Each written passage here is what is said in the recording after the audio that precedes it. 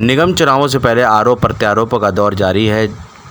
आम आदमी पार्टी ने बीजेपी को घेरते हुए ये बात सामने रखी है कि बीजेपी आने वाले निगम चुनावों के नतीजों से डर गई है, जिसके लिए निगम के जो चुनाव अप्रैल में होने थे वही चुनाव मई या जून में हो सकते हैं। आम आदमी पार्टी के कार्यकर्ताओं ने और आम आदमी पार्टी ने सिरे से बीजेपी के ऊपर ये आरोप लगाया है कि बीजेपी के कार्यकर्ताओं ने और बीजेपी के नेताओं ने चुनाव आयोग के साथ मिलकर डेट को आगे बढ़ाया है। साथ ही बिना वीवीपैट वाले ईवीएम से एमसीडी चुनाव कराने के खिलाफ आम आदमी पार्टी उच्च न्यायालय पहुंची। आइए जानते हैं पिछले 15 सालों से निगम में काबिज भाजपा का इन आरोपों पर क्या कहना है जो आम आदमी पार्टी ने भाजपा पर लगाए हैं। चुनाव में भी हम देख पा रहे हैं बीजेपी का परचम लहरा सकता है, लेकिन आम आदमी पार्टी भी पीछे नहीं है। उनके चारों तरफ हम होर्डिंग्स देखते हैं। एक ही वार्ड से 6 सक्रिय कार्यकर्ताओं ने अपनी दावेदारी ठोक रखी है, तो क्या कहना है इस पर? वो टिकट बेचने के मशहूर खिलाड़ी हैं, वो बहुत बड़े अनार्किस्ट माओवादी लोग हैं, वो सब मार्केटिंग वाले लोग हैं और वो 2-2 करोड़ रुपए की 3-3 करोड़ रुपए की टिकट बेचने की बात उनके उम्मीदवार खुद ही कर रहे हैं। अब आप देखिएगा कि ये खुद ही एक दूसरे से टिकट एक को मिलनी है, मिलने के बाद एक दूसरे को खुद ही हराने में लग जाएंगे। और भारतीय जनता पार्टी हमेशा 24/7 चुनावों के लिए तैयार रहती है। हमारी संगठनात्मक बैठकें प्रारंभ हो चुकी हैं। हर बूथ पर 10-10 बैठकें की जा रही हैं। हम नीचे लेवल तक काम करते हैं। भारतीय जनता पार्टी राष्ट्रवाद देशभक्तों की पार्टी है और उनके काम में कभी कोई कमी नहीं आती है।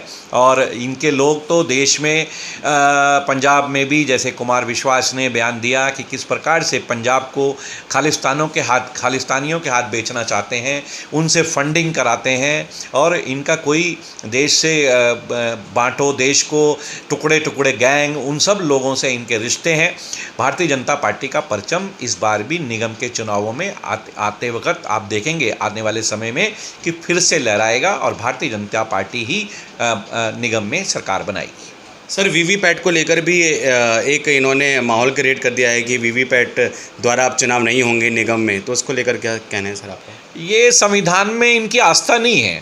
जो एजेंसीज़ हैं, जो इंस्टीट्यूट हैं, वो अपना काम अपनी ईमानदारी और निष्ठा से करते हैं और ये इस तरह के आरोप प्रत्यारोप लगा करके संवैधानिक संस्थाओं को भी कम करने का, उनके भी प्रभाव को कम करने की इनकी हमेशा इच्छा रहती है। ये जुडिशरी पे भी सवाल उठाते हैं, ये चीफ सेक्रेटरी को थप्पड़ मार देते हैं, ये बाकी संवैधानिक जो संस्थाएं हैं उसको भी बताते हैं। कभी जब 26 जनवरी की जब यात्रा निकलती है, जब हम 26 जनवरी गणतंत्र दिवस मनाते हैं तो ये धरने पर बैठ जाते हैं। इन सब का यही काम है। इसलिए आप चिंता मत करिए, पूरे संवैधानिक तरीके से जो भी संभव होगा और जो संवैधानिक होगा उस प्रकार से पूरा चुनाव कराया जाएगा। जब ये चुनाव हार जाते हैं तो इनको ईवीएम में दोष नज़र आता है। अब पंजाब में जीते हैं तो ईवीएम में कोई दोष नहीं था। इसलिए इनका कहना, ये अपने हिसाब से हर चीज़ों को मोल्ड करते हैं। ये मार्केटिंग वाले लोग इनका है, इनका काम है विज्ञापन करना, काम ना करना, यही इनका काम है। सर, इलेक्शन कमीशन और बीजेपी सरकार को इन्होंने घेरा है आगे, जैसे कि निगम के चुनावों की जो डेट टल गई है उसको लेकर। भाई निगम, ये दिल्ली जो है वो मल्टीपल अथॉरिटीज़ से चलती है। दिल्ली भारत की राजधानी है। दिल्ली में बहुत गणराज्यों के लोग आते हैं, वीवीआईपीज़ लोग आते हैं। दिल्ली अगर गंदी होगी, सुरक्षित नहीं होगी, दिल्ली में अंधेरा होगा, दिल्ली में पार्क अच्छे नहीं होंगे, तो कैसे दिल्ली को हम भारत की राजधानी कह सकेंगे? इसको भारत की राजधानी का स्वरूप बनाए रखने के लिए ज़रूरी है कि निगम सुदृढ़ हों, निगम अच्छे हों। अब उनका पैसा काट करके निगम कैसे चल सकते हैं? इसीलिए इस रिफॉर्म्स को लाने के लिए कांग्रेस ने ये काम किया था, इनको बांट दिया था, लेकिन इनका दोबारा से यूनिफिकेशन हो रहा है। इनको फंडिंग देने का काम नए सिरे से पूरी संरचना की जा रही है। थोड़े ही समय में आप देखेंगे निगमों के चुनावों की घोषणा हो जाएगी और भारतीय जनता, इनको डर क्या लग रहा है कि ये सर, इन्होंने क्वेश्चन उठाया कि यही समय क्यों? नहीं, वो समय तो तब जब आया है तभी किया जाएगा ना। अभी समय आया था चुनाव का, तो अभी 10-15 दिन 20 दिन में कोई अंतर पड़ जाएगा क्या?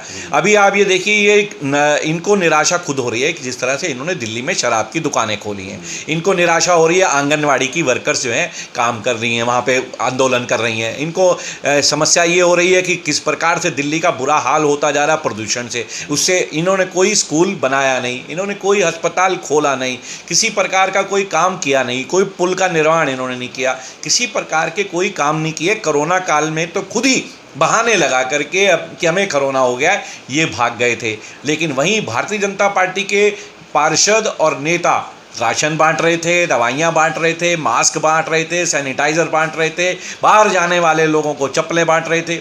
इन्होंने कोई काम नहीं किया है, राशन कार्ड एक भी बनाए नहीं, उसको बनाने के एवज में भी वहाँ लोगों के साथ बलात्कार किया है। इन सब की करनी और कथनी में बहुत अंतर है। ये उससे घबराए हुए हैं और ये थोप रहे हैं हम पर इल्ज़ाम कि हमने शायद कोई उसमें कोई रोक दिया है। किसी भी रिफॉर्म्स को करने का स्वागत करना चाहिए, ये कहना चाहिए कि रिफॉर्म्स के लिए हम तैयार हैं। ये संदेश तो दिल्ली सरकार की तरफ से आना चाहिए था, उनकी विधानसभा में लगना चाहिए था।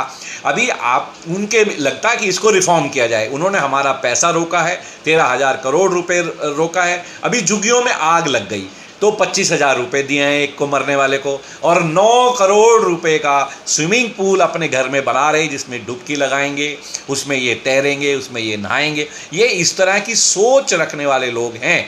तो ऐसी सोच रखने वालों को दिल्ली के जनता जो है वो इस बार नकार देगी, और म्यूनसिपल कॉरपोरेशंस में भी इस बारी भारतीय जनता पार्टी का पुनः परचम और कमल का फूल खिलेगा, ऐसी मुझे पूरी उम्मीद है।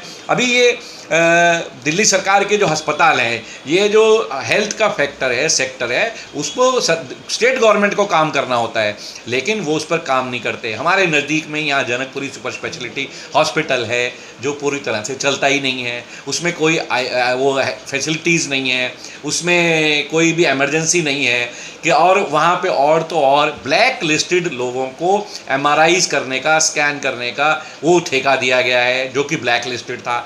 GTB अस्पताल दिल्ली सरकार का बहुत बड़ा अस्पताल है और उसमें भी MRI की मशीन नहीं है। क्यों, मैं पूछना चाहता हूँ। 3 करोड़ रुपए की एक मशीन आती है जिससे ये सब काम किए जा सकते हैं, उसको आउटसोर्सिंग किया गया है अंडरग्राउंड पैसे लेके, टेबल के नीचे से पैसे लेकर के। यहाँ भी 10 करोड़ रुपए लेकर के, ऐसा लोगों का कहना है कि उनको आउटसोर्स किया गया है और दूसरी कंपनी को, वहाँ बाहर की कंपनी को ये ठेका दिया गया है बजाय उसके कि मशीन खरीदी जाए। इतना बड़ा बजट होने के बावजूद भी ये आउटसोर्सिंग करते हैं, बाहर से काम कराते हैं ताकि इनका काम चलता रहे। इसी प्रकार से शराब के माफियों से पैसे लेकर के जो है शराब की दुकानों को अलॉट किया गया है। 3 ही जो लोग हैं लिकर किंग, उनको यहाँ की दुकानें दी गई हैं। हाँ, एक तरफ दिल्ली को शराब में बना रहे हैं, उधर पंजाब में ये नारा दे रहे हैं कि हम शराब मुक्त करेंगे। तो इसलिए ये इनकी कथनी और करनी में बहुत अंतर है।